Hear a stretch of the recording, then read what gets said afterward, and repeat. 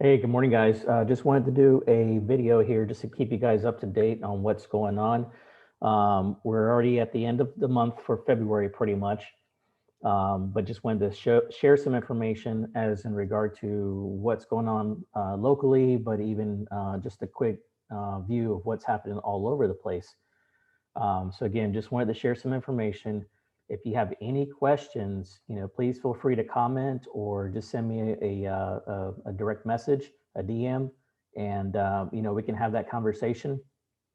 Just see where you're at. If you're thinking about making a move, looking at maybe the possibility of what your equity position might be. How much equity you might be able to have if you did sell in today's crazy market. It's just bananas right now, and that's an understatement of just what's going on. But this would be the opportunity, to probably capitalize, at most at its highest, with the market of just how things are. Was looking at a listing last night that came live. I requested a show in for 9 o'clock this morning and was sent back a message within like not even 30 minutes that the property was already sold. So it wasn't even on the market for 24 hours and was already sold. So that's just how some of the crazy things that we're seeing, in terms of with the number of, again, the buyer demand that's out there. It's so large versus the seller. So the numbers are far outweighed or overpaced to even be able to keep up. But one thing also to share is just with the new construction builders of what we're running up against.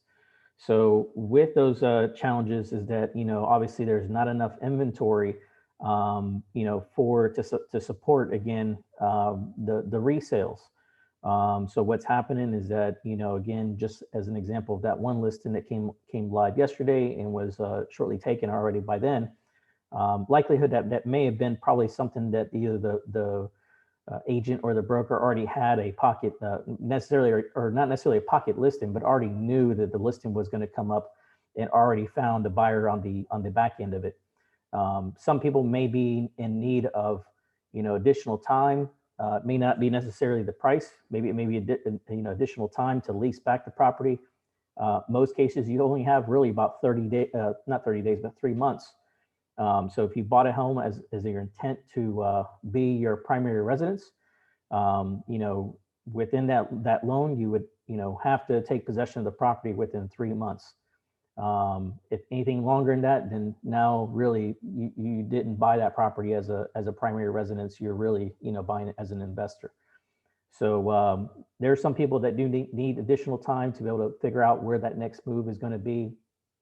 And again, sometimes it's not really the price. One thing that we do look at too is with the home of a price, if it's priced to very competitively in the market and it shows well, and is relatively in really good condition, then what happens is that, you're going to have multiple offers in that situation in most cases. Some will either be right at the asking price or going to be well over the asking price. So before, you would have that, the appraisal contingency that would give you some layer of protection as far as so that way you're not overpaying for the home. But, that same exact home, we can look at it 6 months back and it may have been probably 30, maybe 50,000 on the highest end, less than what it is now. So you have to think about it, okay, hey, if we push this out, and wait for the market, is it going to go down? Is it going to go up? At this point, things are really staying, the course. And, if you wait another 6 months, you could be rolling the dice and seeing that, okay, hey, now I'm going to pay 30, 50,000 over than what I could have paid today. And now I'm priced out of the market, or I'm going to have to buy something smaller. And at the end of the day, I don't want you settling for something that doesn't exactly fit with what you need. So there is some people that I've seen that are getting a little bit pushback to the point where they're going back into renting. They're probably going to be stuck there for another year because they're waiting for the market to make a correction. And again, we're already at that point where, a lot of people that bought, back in mid 2000s that paid at the height of the market, they're just now coming to the point where they're meeting the same price of what they bought back then. That's well over 15 years, down the road. And the market back then was a different conditions than what it is now. A lot of people are buying, but the people that are buying are people that are buying to live at the home. They're not investors.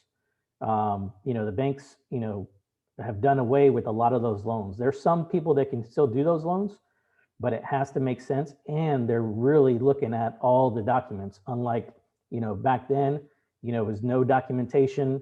They didn't take the people's, credit into consideration, didn't look at their assets.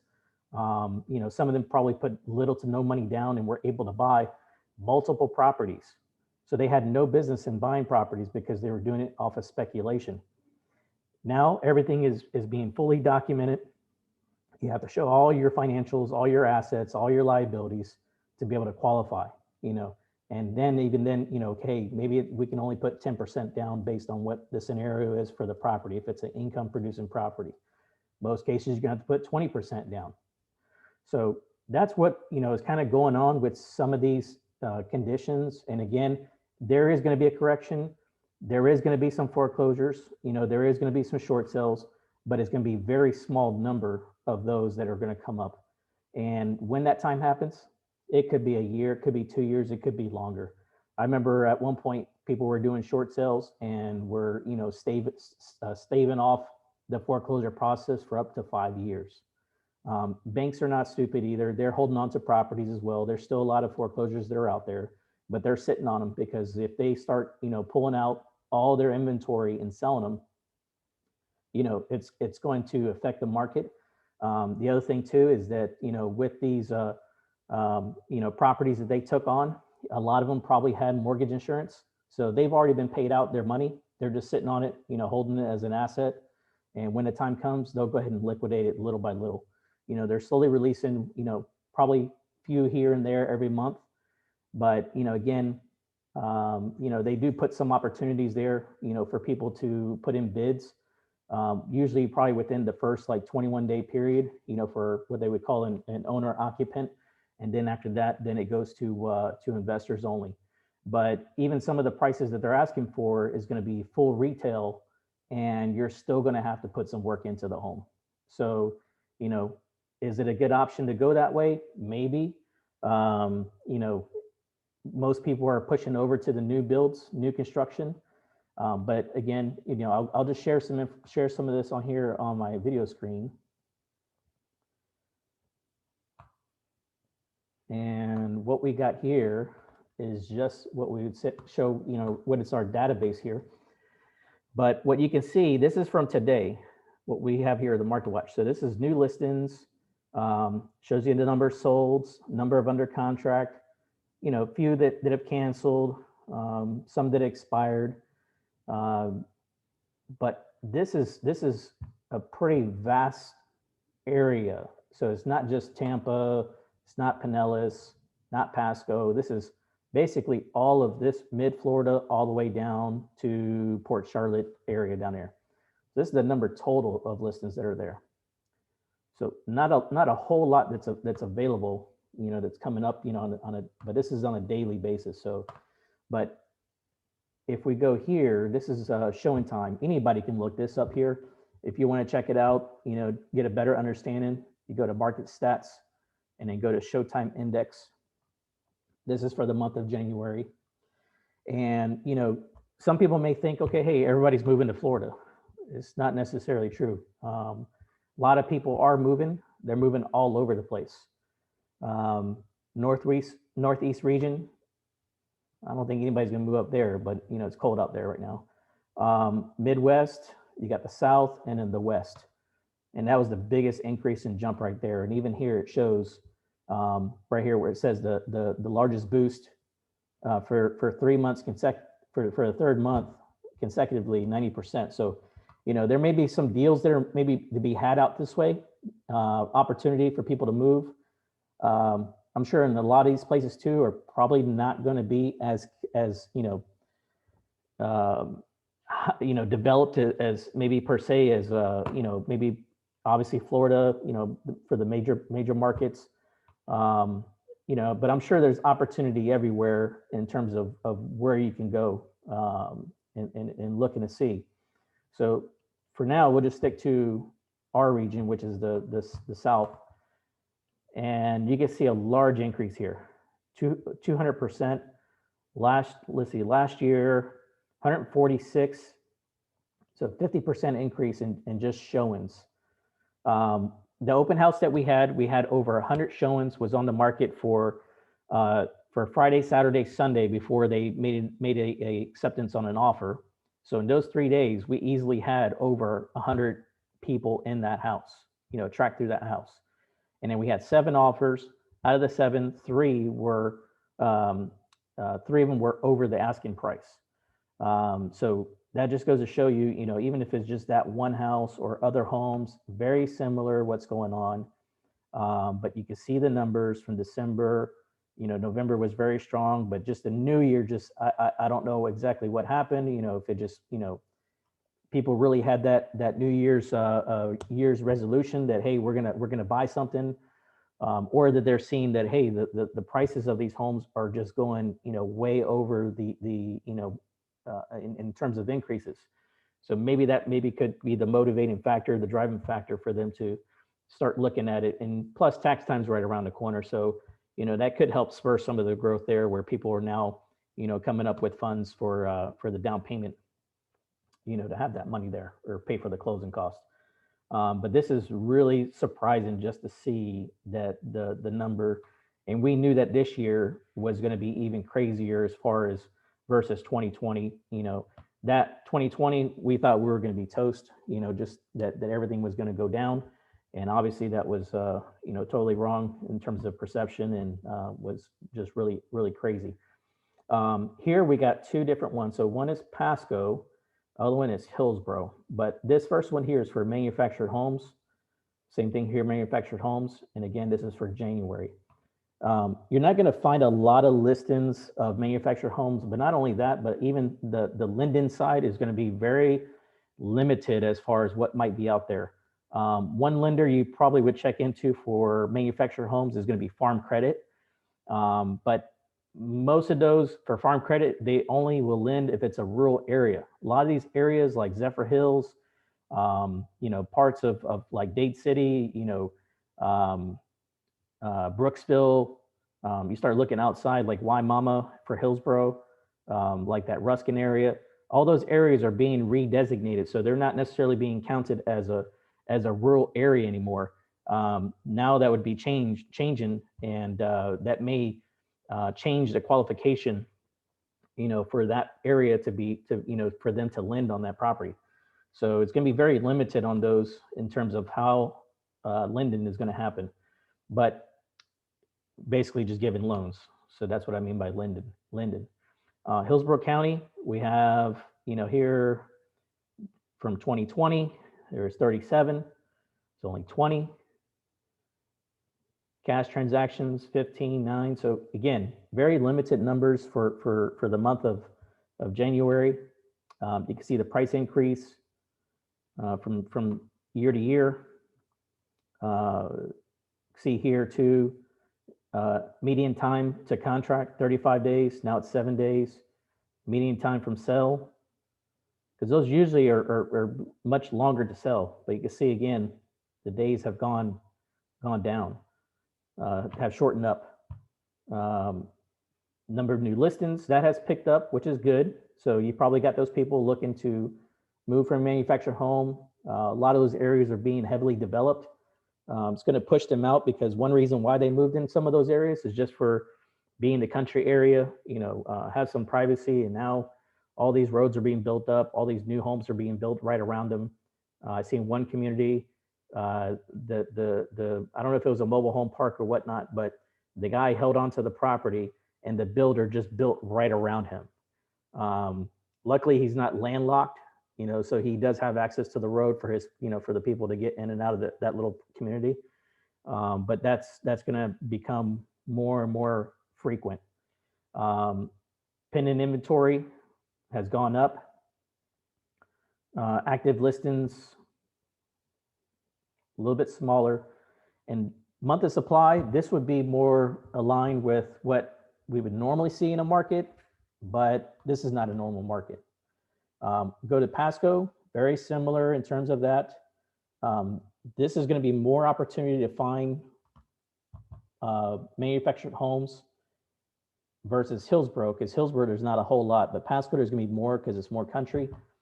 But again, it's going to be, that whole area is going to be really developed in the coming months, coming years. There's a lot of new online projects for new construction builds. They'll be coming online in the spring.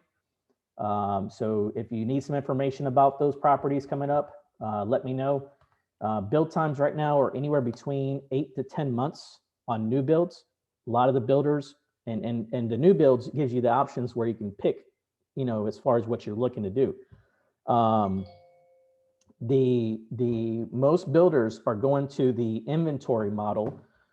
So they build up what they want based on what they project for the needs.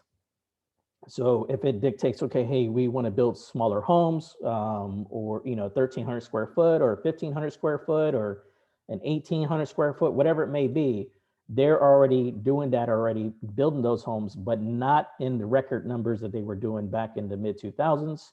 But they're slowly releasing them little by little on a monthly basis. But also some of them are doing weekly releases, but the prices were being increased on a month by month. Now they're doing price increases on a week by week basis. So you will start to see some of that happening. The problem with that is that, they have a lot of properties under contract already that may have been way back, during the summer months, maybe by the fall months.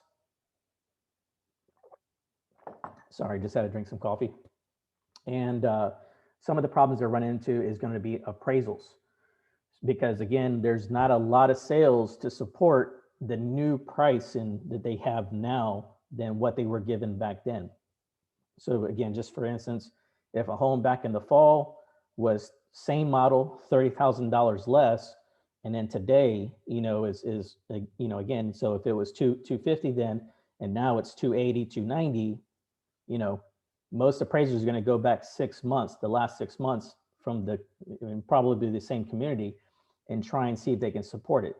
So if you have an FHA loan, if you have a VA loan, or if you're trying to get into a USDA loan based on a geographical location, if it qualifies, those loans are not going to be feasible for that project, for that community. So likelihood you're going to have to go conventional, and in most conventionals on a primary residence, you're going to have to put 5% down. So that's just something to think about in terms of for the new construction on how they're trying to overcome some of these challenges that they have. And again, that's really their biggest challenge, is the appraisal, trying to keep up with the buyer demand. And again, one of the reasons they're doing the weekly price increases is to try and slow down that number of people coming in. Went to one project, they had a wait list, it was pretty much already sold out.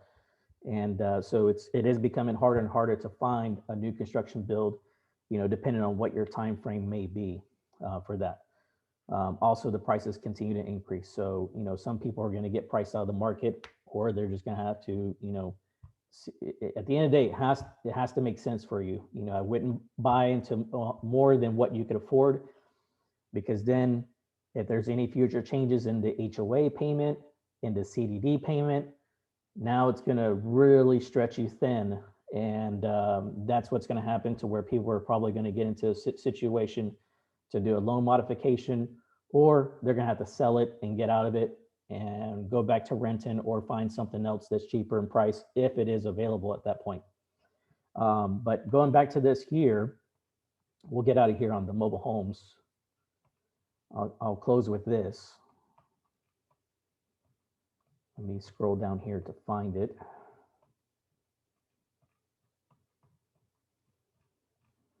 A lot of information here just about, again, about manufactured homes. but really just, I just wanted to touch on the numbers just to show you, what is going on. So here we go. So single family homes, Pasco. So that's page 13. Let me look down here. It should be pretty similar here because that was manufactured homes for Hillsborough. Here we go. So single family homes here for Hillsborough. And then we have Pasco. Number of homes that closed from 2020 to 2021 increased.